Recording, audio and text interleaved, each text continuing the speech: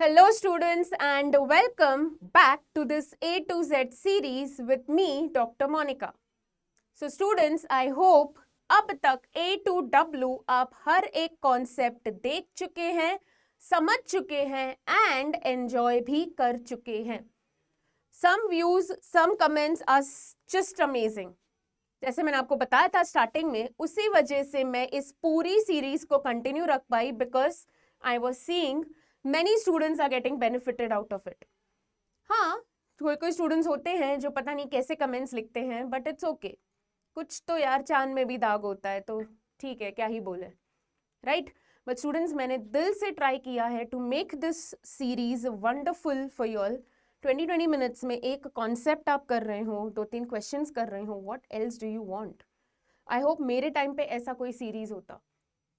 अगर 7 बजे नहीं अटेंड कर सकते तो शाम को थक हार के जब एक वॉक लोगे तब सुन लो यार 20 मिनट का concept.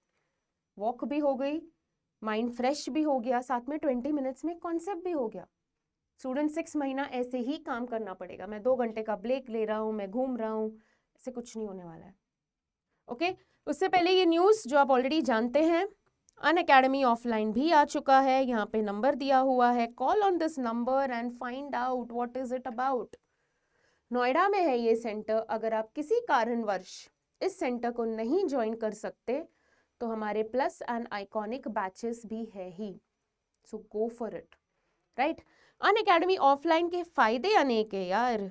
Live test and quizzes होता है, स्टडी मटेरियल होता है, स्ट्रक्चर्ड कोर्स होता है एंड इंटरैक्टिव लाइव क्लासेस होते हैं. What else do you want? Same day पर आपके डाउट्स क्लियर हो जाएंगे. लाइब्रेरी बनी हुई है यहाँ पे एक बहुत बड़ी, वहीं स्टूडेंट्स बैठते हैं और उनके सामने हमारा स्टाफ रूम है. वहाँ पे डाउट्स क्लियर है. जैसे ही पढ़ते पढ़ते डाउट आता है, स्टूडेंट्स तुरंत हमारे पास आ जाते हैं, मैम इसका बता दो मीनिंग. तो स्टडी रुकती नहीं है. वो फ़ायदा हो जाता है ऑफलाइन का. ठीक है. So with this let us start with today's lecture. आज का हमारा अल्फ़ाबेट क्या है आप समझ ही गए होंगे टॉपिक से. It is x and y. X and y मैं साथ में इस टॉपिक पे ले रही हूँ बिकॉज वाई से अलग कॉन्सेप्ट मुझे नहीं मिला एंड वाई का जो कॉन्सेप्ट है that is related to X. X and Y linked disorders. So I thought let me take it together. So that means कल हमारा लास्ट डे होगा इस सीरीज का विद जेड. ठीक है. So come on, let us begin. X and Y disorders क्या है? As the word says, X and Y disorders है हमारे X and Y chromosome related. What are X and Y chromosomes? These are sex chromosome. ये हमने already discuss किया है. Just a quick recap. हमारे body में, ह्यूमंस में 46 chromosomes होते हैं, और in other words I can say 23 pairs होते हैं. उन 23 पेयर्स में 22 पेयर्स आपके ऑटोजोम्स है, मतलब बॉडी क्रोमोसोम्स है, और एक पेयर आपका सेक्स क्रोमोसोम है. क्लियर? नाउ ये जो एक पेयर ऑफ सेक्स क्रोमोसोम है,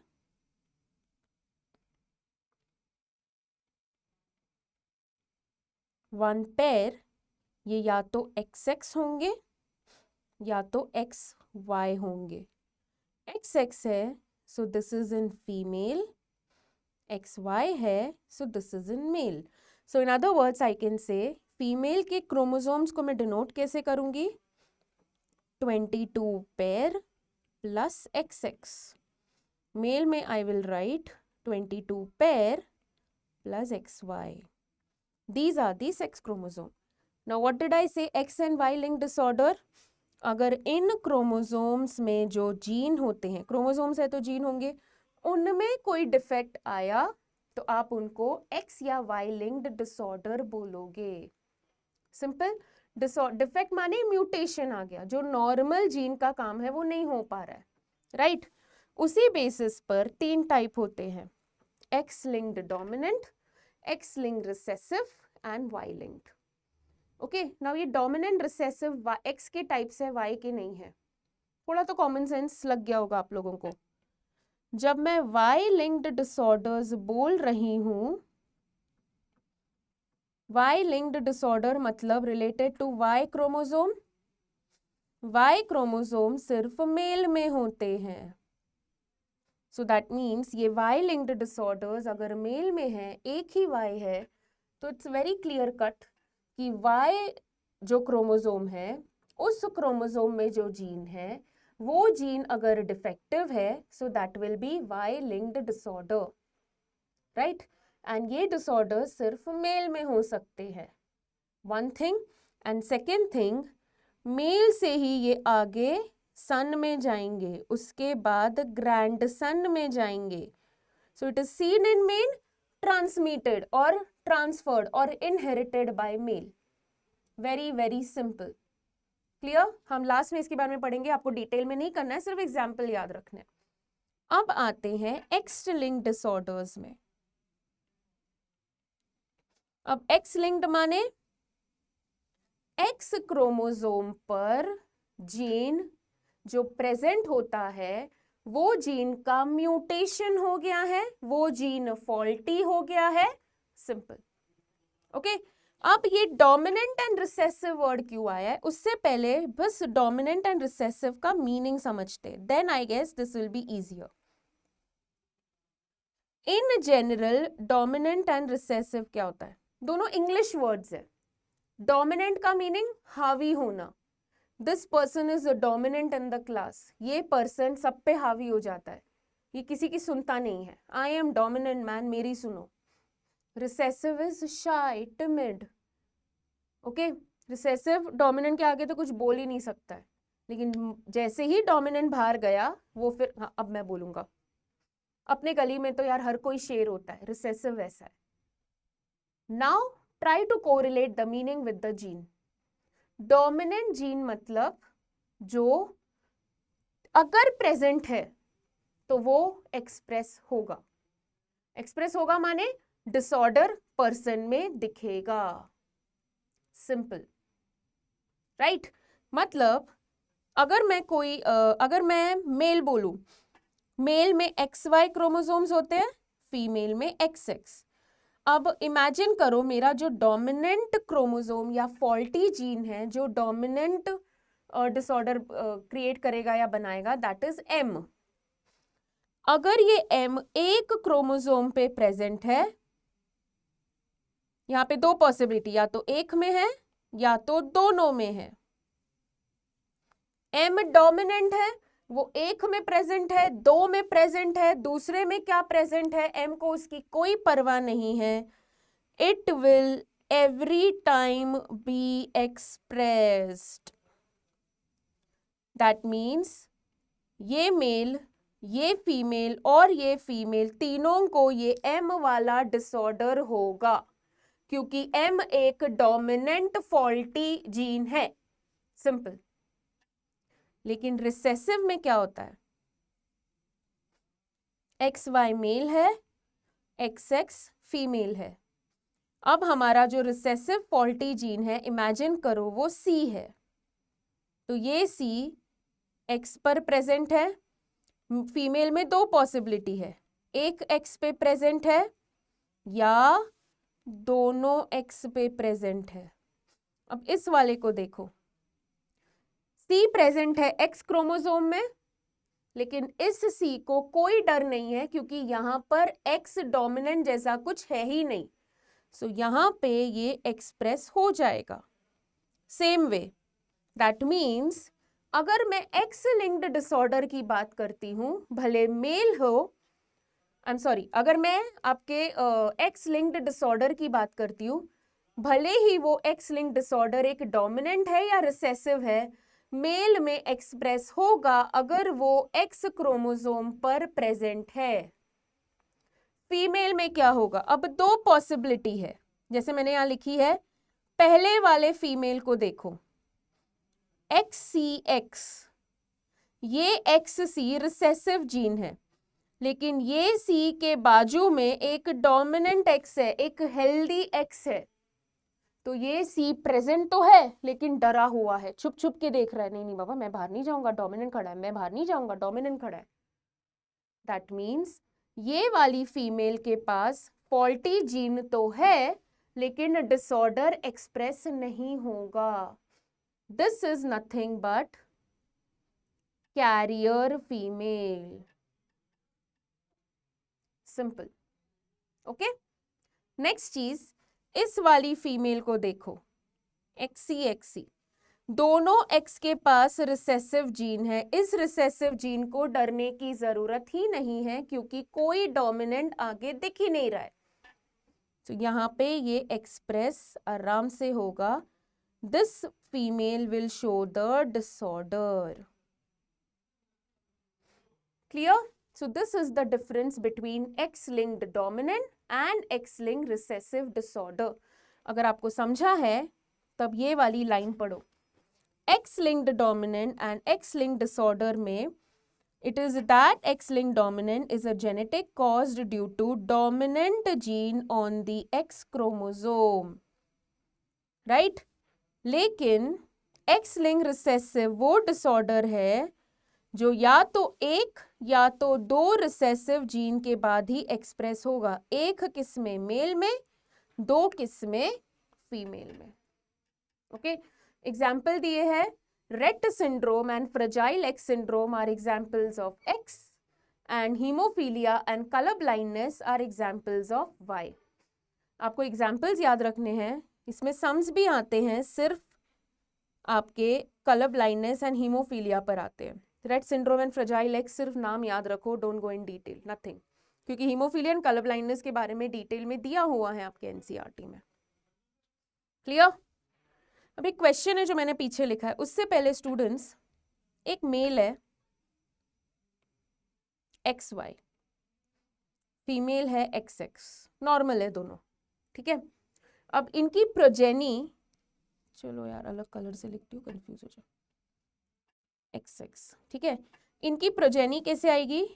ये X will combine with this, so it will be X. Perfect.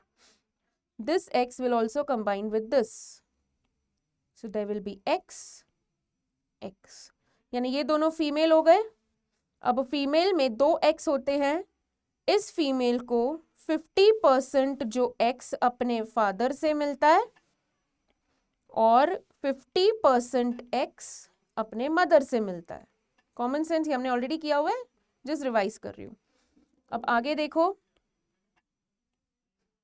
ये X कंबाइन करेगा, नहीं Y, X का तो हो गया.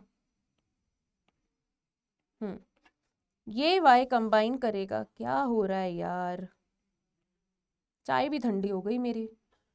Just kidding. हाँ, ये Y कंबाइन करेगा इस X के साथ, तो X Y. ये Y कंबाइन करेगा दूसरे X के साथ, X Y. बराबर. अब ये दोनों मेल प्रोजेनी हुई.